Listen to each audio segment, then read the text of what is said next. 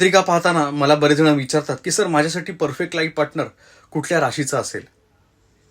मित्रांनो, माझ्यासाठी परफेक्ट अतिशय उत्तम लाईफ पार्टनर कोण असेल आणि कुणासोबत लग्न करावं तुम्ही मला सांगा. मित्रांनो, सर्वप्रथम सर्वात मोठा गैरसमज मनातला काढून टाका. परफेक्ट ह्या नावाची संकल्पना काय आहे लक्षात घ्या. परफेक्ट ह्या जगामध्ये असं काहीच नाहीये. तुम्ही देखील नाही आहात. तुमचे आणि तुमच्या रक्ताची नाती जी आहेत, म्हणजे तुमच्या घरातली भाऊ असतील, बहीण असतील, तुमचे रक्ताची नाती, त्यांचे पण विचार तुमच्यासोबत पटतात का? सगळ्याच गोष्टी काय पटत नाहीत, लक्षात घ्या. म्हणूनच कॉम्प्रोमाइज करायला शिकलं पाहिजे. लग्न म्हणजे एक कॉम्प्रोमाइज आहे.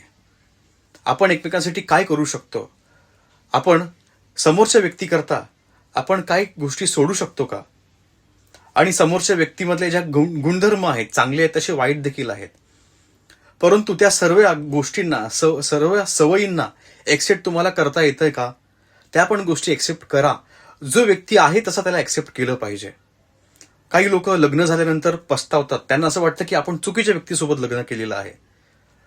काय होऊन बसलं, ह्या गोष्टीचा विचार नका करू.